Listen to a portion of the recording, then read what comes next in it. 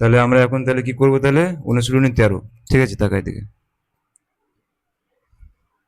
অনুশীলনী 13। 13, এটা শুধু দেখলে হবে না, কালকে এরকম ভিডিওর মধ্যে করতে দেবো, এই যে 8, 1 থেকে যে 8 করবো না, এই যে 1 থেকে যে এতটা 8 করব, এগুলো কালকে ইয়ে করব, করতে দেবো। তো কে পারে না পারে দেখবো, সেটা দেখি, ঠিক আছে। একের দাগের আসে, একের দাগের ক, বলছে কিরকম দিয়েছে, বলছে একটা বৃত্ত দিয়েছে, এই বৃত্তের একটা ধরো পিজা, পিজা দেখি পিজা এরকম গোল হয়, বলছে যে এটাকে তিনটে দিয়ে না, তিনটে আঁকা আঁকি না, তিনটে ভাগে ভাগ করেছে, ভালো করে বোঝ জিনিসটা। এই পিজাটাকে তিনটে সমান সমান ভাগে ভাগ করতে হয়, ভগ্নাংশ যেখানেই আসবে না, সেখানে মাথায় রাখবি একটা জিনিস কি আছে, সমান ভাগে ভাগ করা আছে, নাহলে হবে না, কম বেশি হলে ভগ্নাংশ হবে না। তাহলে বলছে যে এইটা আর এইটা, আর এটা সাদা সাদা কালার আছে, এটা তুই নীল কালার করেছিস, এটাতে তুই কালার করিস নি। বলছে যে সাদা অংশ তাহলে ক ভাগ হচ্ছে, 3/1 ভাগ। 1/3, হ্যাঁ 1/3 বলবি বা 3/1 ভাগ, কথা বললি ব্যাপারটা। সাদা অংশটা তাহলে ক টুকরো, এক টুকরো, ক ভাগের মধ্যে মোট 3 ভাগের মধ্যে। আর যদি বলে যে মানে ছায়া অংশ, ছায়া অংশ হচ্ছে 2 ভাগ, 3 ভাগের মধ্যে, কথা বলবে, এটা 2/3। তাহলে এটা হয়ে গেল লব, এটা হয়ে গেল হর, এটা লব, এটা হর, তাহলে এটাও প্রকৃত ভগ্নাংশ, এটাও প্রকৃত ভগ্নাংশ। এই তিনটে জিনিস সবসময় মাথায় রাখবে, প্রকৃত, অপ্রকৃত আর মিশ্র ভগ্নাংশ, এই তিনটে খুব সবসময়। এবারে ক্ষয়ে আসি, বলছে আবার একটা কেককে ক টুকরো করেছে, 1 2 3 4 5 6 7 8 টুকরো করেছে, 8 বার, 1 2 1 2 3 4 5 6 7 8, 1 2 3 4 5 6 7 8, ঠিক আছে, 8 টুকরো করেছি, সমান সমান টুকরো, ছবিতে বোঝা যাচ্ছে না সমান সমান, কিন্তু ধরো সমান সমান করেছি। বুঝে যে কতগুলোকে ছায়া করেছি, 1 2 3কে বাদ দিয়েছি, মানে 1 2 3 4 5, এটা এরকম কালার করেছি, এগুলোকে কালার করে নি। তাহলে বলছে যে সাদা অংশ তাহলে ক ভাগ আছে, 8/3। 8/3 ভাগ, কারণ টোটালটা হচ্ছে ক টুকরো, 8 টুকরো, কথা বলবে এটা 8 টুকরোর মধ্যে 3 টুকরো আমি সাদা করিনি, কথা বুঝলি এবার না বুঝলি না, বুদ্ধ বুঝলি। আর ছায়া অংশ মানে যেগুলো কালার করেছি আমি, 8/5 ভাগ। হ্যাঁ 8/5 ভাগ বা 5/8, যা খুশি বল, 5/8 বলতে পারিস বা 8/5 ভাগ। কিন্তু টোটাল অংশ সবসময় মাথায় রাখবি, টোটাল হচ্ছে হর, সবসময় সব পুরোটাই অংশটাই হবে হর, মানে কি পুরো অংশটা হর, কথা বলি রাজ, হ্যাঁ। যে কোনো জিনিসের। এটা শুধু এর জন্য, এটা আরো বড় বড় অঙ্ক আসবে ভবিষ্যতে, মানে ভগ্নাংশের, মাথায় রাখবি টোটালটার যে টুকরো হয় সে সবসময় তলায় হবে, হ্যাঁ। সে হবে হর। আর যেটা যেটা মানে যেটা চাইবে সেটা উপরে বসে, সেটা লব হবে। লব। তাহলে এটাকে কি বলছে, গ নম্বর। গ নম্বর বলতে আছে একটা রেক্ট্যাঙ্গেল আছে, রেক্ট্যাঙ্গেল মানে হচ্ছে আয়তক্ষেত্র। আয়তক্ষেত্র, এটাকে 4 টুকরো করেছে, 1 2 3 4 টুকরো, সমান সমান 4 টুকরো করেছে, এখানে কালার করেছে, এখানে কালার করেছে, এখানে কালার করে, এটাতে কালার করেনি। সাদা অংশ তাহলে কত হবে, 4/1 ভাগ। হুম 4/1 ভাগ, যেহেতু সাদা অংশ 1 টুকরো, আর টোটাল ক টুকরো, 4 টুকরো। আর ছায়া অংশ তাহলে কত হবে, 4/3 ভাগ। 4/3 ভাগ। প্রতি বুঝতে পারলে এটা বুঝতে পারি না, কারণ 3 টুকরো আমি কালার করেছি, তাই 3 টুকরো উপরে, আর টোটালটা 4 টুকরো, এটা মানে টোটালটা সবসময় তলায় হবে, এটা এই হর। অঙ্কের ক্ষেত্রে টোটালটা সবসময় তলায় হবে, বুঝলি রাজ, বুঝলি বুঝলি। এবারে ঘ, দুটোই গ করে দিয়েছে, তাহলে এটা ঘ, তাহলে 1 2 3 4 5 6 7, একটা কেককে 7 টুকরো করলাম, 1 2 3 4 5 6, 1 2 3 4 5 6 7, ঠিক আছে, 7 টুকরো। বলছে একটা, দুটো, তিনটে কালার করলাম, তাহলে বল এখানে যদি বলে সাদা অংশ তাহলে কত হবে, 7/4 ভাগ। 1 2 3 4 5 6 7, 7 তলায় হবে, সব পুরো পুরো টুকরোটা সবসময় তলায় হবে, সেটা হচ্ছে হর। আর সাদা অংশ 1 2 3 4 টুকরো, তাহলে বাস, বুঝলি পদ্ধতি।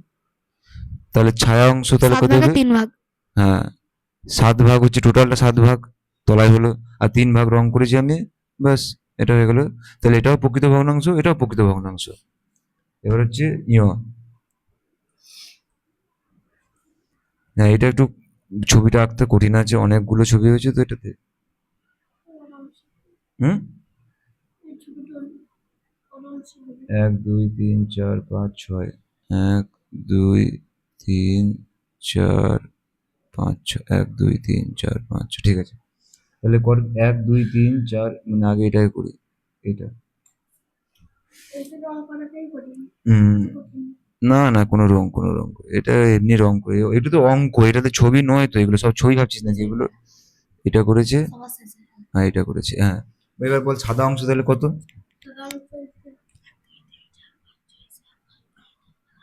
এই এই 1 2 3 4 5 6 7 8 9 10 11 12, তাহলে টোটালটা কত হচ্ছে? 1 2 3 4 5 6 7 8 9 10 11 12 13 14 15 16 17 18 18 বুঝলে? 12 ভাগ মানে না, 12 ভাগের 18 না, 18 ভাগের 12 ভাগ। 12-র 18 বলবি, না হলে 18 ভাগের 12 বলবি। কথা বুঝলে ব্যাপারটা, না বুঝলি না? আর ছায়া অংশ তাহলে কত হচ্ছে? 18 ভাগের 6 ভাগ। হ্যাঁ, 18 ভাগের 6 ভাগ। 1 2 3 4 5 6 ভাগ, ঠিক আছে। এরকম করে করে করতে হবে, মাথায় রাখবি টুকরোগুলো, যতগুলো টুকরো হবে সেইগুলো সব টোটালটা হবে তলায়। কথা হর। বুঝতে এবার বুদ্ধুত, এটা সেটা হবে হর। আর যেটা বলে সাদা অংশ মানে কি, যেটা রং করিস নি তুই, তাহলে সেটাকে সাদা অংশ, তাহলে গুনবি, সেটা কত হবে? 12টা হয়েছে। ছায়া অংশ মানে যেগুলো তুই রং করেছিস, 1 2 3 4 5 6, 6টাতে রং করেছিস, তো 6টা হয়ে গেল। এরকম করে নিয়ম, এটা তুই সহজ কোশ্চেন এগুলো। কথা বুঝলি না বুঝলি না? হ্যাঁ। দুইয়ের দাগে কি বলছে? দুইয়ের দাগের ক বলছে যে এটা একটা পঞ্চভুজ আছে, 1 2 3 4 5 6 ষড়ভুজ, সরি। এখানে এটা যোগ করছে, এখানে এটা যোগ করছে, এখানে এটা যোগ করছে। বলছে বলো, এবার বলছে যে বলো 2-এর 6, বলছে এইটা এই অংশকে ছায়া করে দেখাও। যে কোনো ছ দুটো। ভাগের 6 ভাগের 2 ভাগকে, মানে কি 6টা ভাগ আছে টোটাল, যে কোনো দুটো। 1টা 2টো 3টে 4টে 5টা 6টা, 6 হচ্ছে হর, এটা গেল হর। আর লব হচ্ছে যে অংশ চেয়েছে। তা তুই বল, এবার ছায়া করে দেখাও মানে কি, কালার করতে বলছে, তা 2 ভাগ কালার করব, 1টা 2টো করে দিলাম, তাহলে এইগুলো তাহলে বাকি থাকলো। কথা বুঝলে পারি না বুঝলি না? তাহলে খ নম্বর তাহলে কি হবে? একটা ত্রিভুজকে, ওই এরকম একটা কেক আছে, এটাকে তুই ভাগ করে 3 ভাগে ভাগ করে দে এরকম। বুঝে 2-এর 3 অংশ, 2-এর 3 অংশ কালার করে দেখাও, অংশ ছায়া করে দেখাও। তাহলে 3টে ভাগ আছে টোটাল, আর 2 ভাগকে ছায়া করতে বলছে, তাহলে তুই একটা কর, যে কোনো দুটো করে দে। কথা বুঝলে? একটা সাদা থাকবে, হ্যাঁ। একটা কি থাকবে, একটাকে আমরা কালার করব না। তারপর এবার এটা করি, হ্যাঁ যটা বলবে দেখ, উপরে যতটুকু বলবে ছায়া করে দেখাও ততটুকুই করবে। এখানে 3 ভাগে 2 ভাগ করতে বলেছে, এখানে 6 ভাগে 2 ভাগ করতে হবে, 2 ভাগ করেছি আমরা। গ নম্বর বলছে যে 1 2 3 4 5টা, 1 2 3 4 5টা, বলছে তার টোটাল 10 ভাগ আছে। ভালো করে খেয়াল করে, টোটাল ক ভাগ আছে? 1 2 3 4 5 6 7 8 9 10, 10 ভাগ আছে, এগুলো হর 10 হয়েছে। বলছে 10 ভাগের মধ্যে 7 ভাগ আমাকে ছায়া করে দেখাও, কালার করে দেখাও। 1 ভাগ, 2 ভাগ, 3 ভাগ, 4 ভাগ, 5 ভাগ, 6 ভাগ, 7 ভাগ। যদি বলতো যে ক ভাগ ছায়া করিনি আমি, 3 ভাগ করিনি, তাহলে কত হতো? 10 ভাগের তিনের, 3 ভাগ। হ্যাঁ এতটা ছায়া করিনি আমরা, আর এটাতে ছায়া করেছি।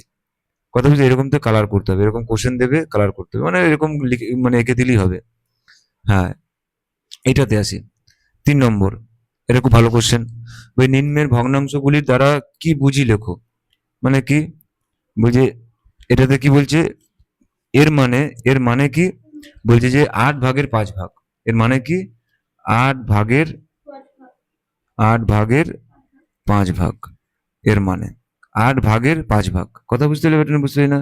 এটা যদি ছবি আঁকা হয় তাহলে এটা ছবি আঁকায় কি হবে? 1 2 3 4 5 6 7 8, 8 ভাগের মধ্যে 5 ভাগ, 1 ভাগ, 2 ভাগ, 3 ভাগ, 4 ভাগ, 5 ভাগ।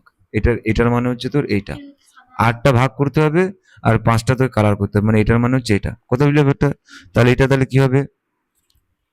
7 ভাগের 3 ভাগ। 7 ভাগের 3 ভাগ, এটার মানে এটা। তারপর এটা যদি বলে যে এইটা, 8 এটার ভাগের কি 8 ভাগ, এটা 8 কোথায় 13 দেখেছিস? ভাগের 10 ভাগ। হ্যাঁ 13 ভাগের 10 ভাগ। কথা বুঝলে ব্যাপারটা পদ্ধত? তাহলে যদি তোকে কেউ বলে, হ্যাঁ 33 ভাগের 25 ভাগ গেল। তারপর হচ্ছে কি, হ্যাঁ 75 ভাগের 27 ভাগ। 27 ভাগ। গেল। ঠিক আছে, গেল। বুঝতে পারলি না? বুঝতে পারি না? হ্যাঁ। এটা যা হওয়ার হয়েছে। এবার আমরা